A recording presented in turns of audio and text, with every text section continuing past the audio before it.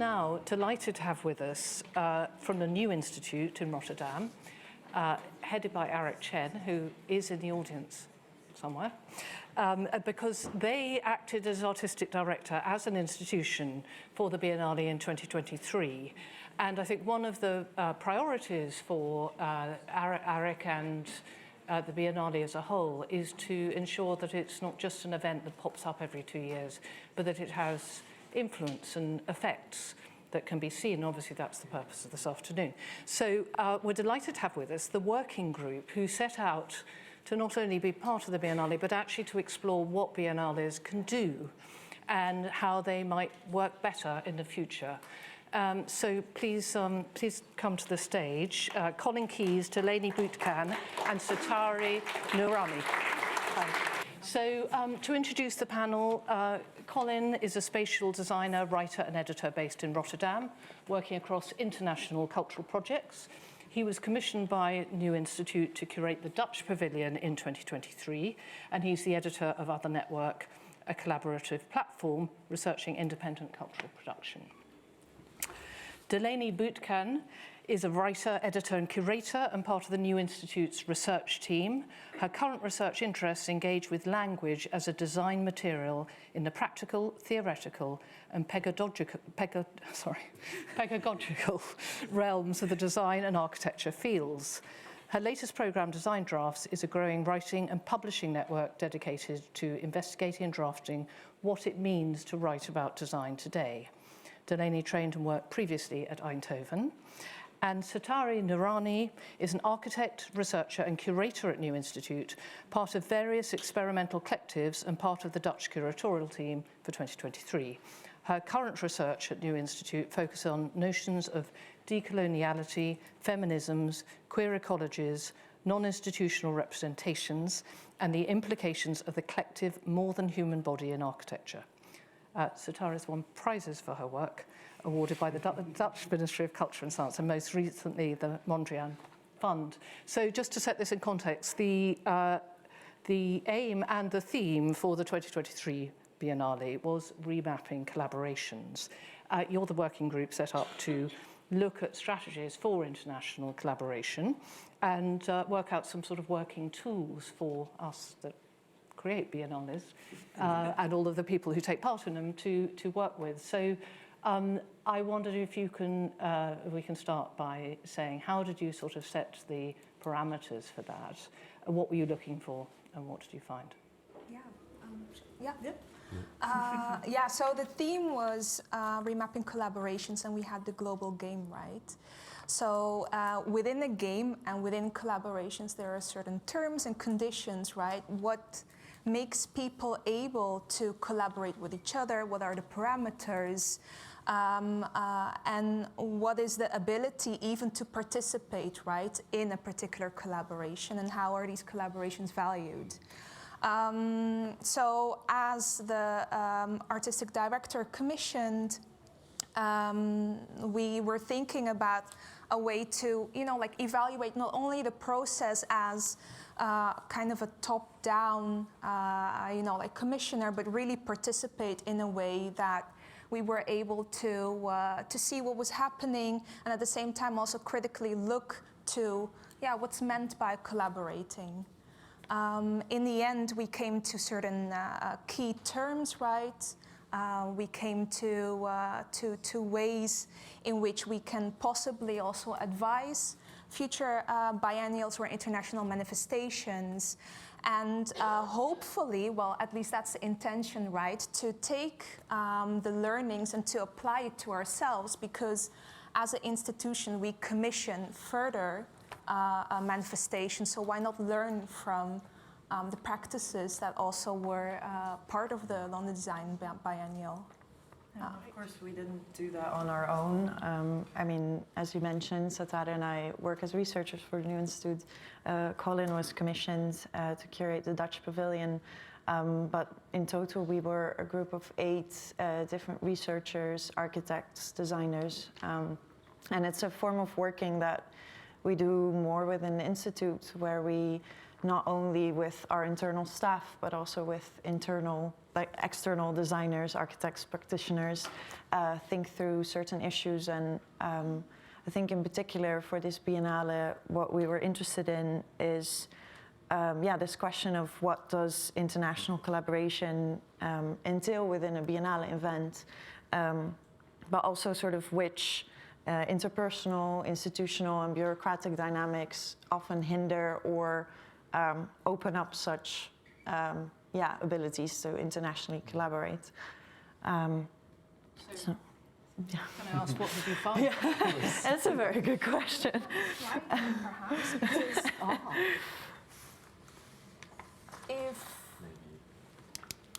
It's not down, so it's fine. We've got one on the side. Yeah. So Right. this is a part of our working group. So maybe to talk a little bit about how we worked, we did a few working group sessions with our group that were internal, and then we did two public events, one at the Nieuwe Instituut and then one here during the London Design Biennale, where we talked through, also mostly the experiences that all the people in our working group had in relation to international collaboration. Not everybody in the group has curated a Biennale before, but they're all experts in also more bottom-up forms of collaboration. And one thing, for example, really stood out for me is what came up is this sort of tendency for the creative industries or the creative fields to look towards collaboration in a very romanticized way. Almost as if it is always pretty and always working towards an end result, whereas actually what you oftentimes see is collaboration is not pretty, both in an aesthetical sense, because it can be very messy, but also in an end result oriented way where conflicts might arise between the people that participate, and how that is often, sort of brushed out almost. And that was something that I took away from our conversations and from the experiences of all the people involved in our working group as something that should perhaps be a bit debunked in a sense. So can I ask Colin, who actually curated or led the curating for the Dutch Pavilion, so that was in itself a sort of case study on collaboration? Yeah, exactly. I kind of liked framing the Dutch Pavilion almost as a physical manifestation of some of the discussions that the working group was having. It was a parallel process going on the side of it.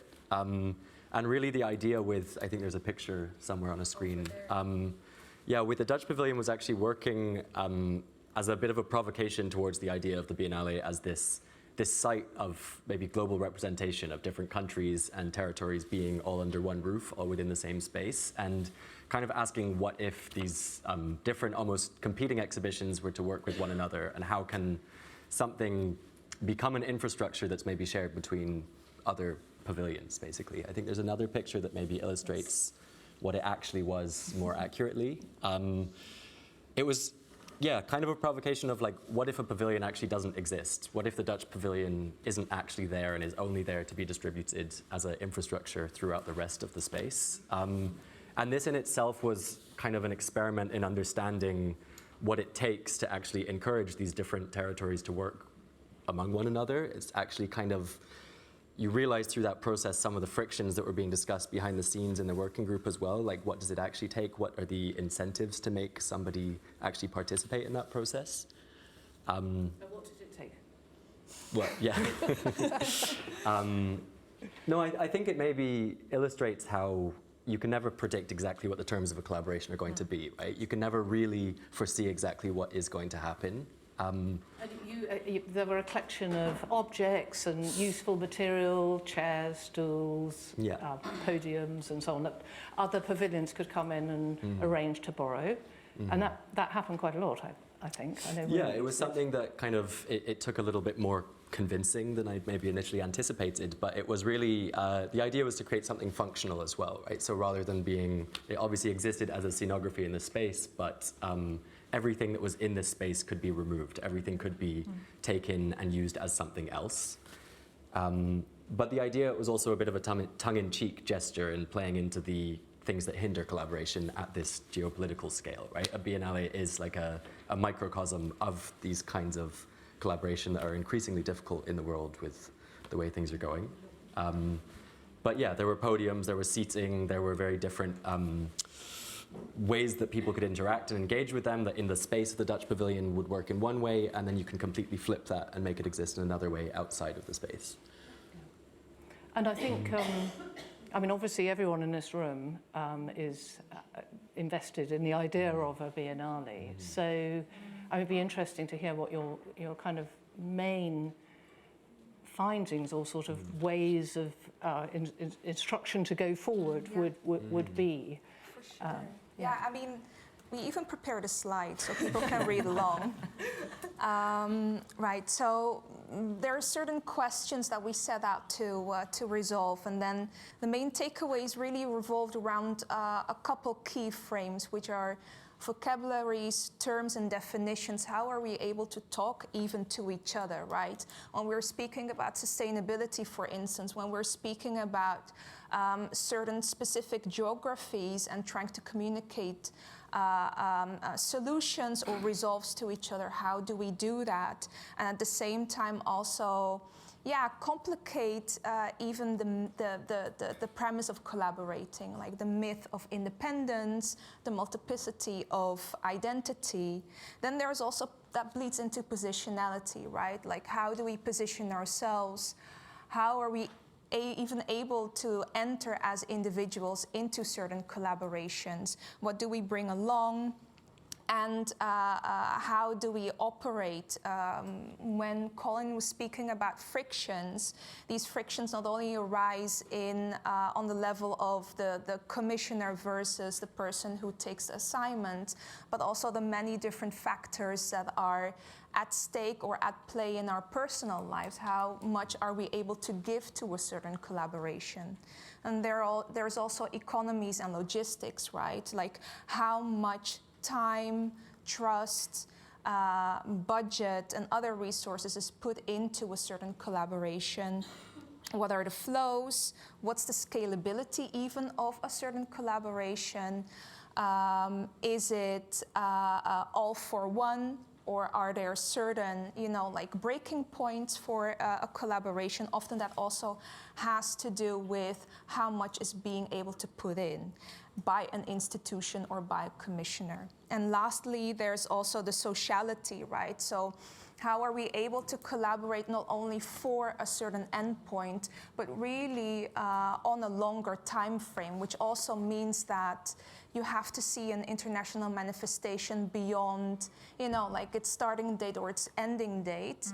But as a friendship that you need to nurture. Yeah, and I think in line with that also, some more concrete examples that we discussed in our working group is this idea of budget again, and the collectivizing of certain budgets. So what you often see now is that design collectives are commissioned to do something at an international cultural event.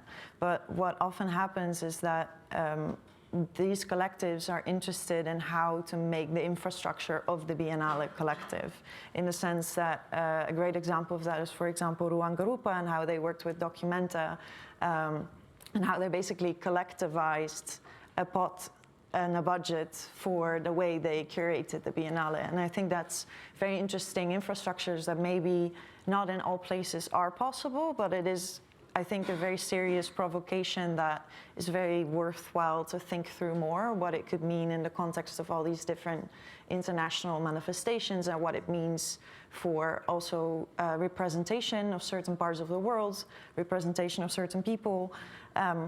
So that's a very concrete example that we discussed. And what we're now also very much doing is, together with the working group, and also with our partners of the Creative Industries Fund, which are one of the biggest Dutch creative funds that we actually started this working group with, is working through a publication that basically sort of puts forward a few of those provocations or thoughts, or perhaps tools and methodologies in which we could think through how to differently curate or differently organize these big international manifestations that we have nowadays. So that's, yeah. So that's what will happen to the findings and the Yes. research that you've done. So- And I think we're hopeful that you might be bringing it back to us next year Sure, to show yeah. it in London. Keep an eye out Yeah. for it. Really, yeah. We will. Excellent. Well, thank you so much for coming back, telling us about that. And to everyone here, thank you.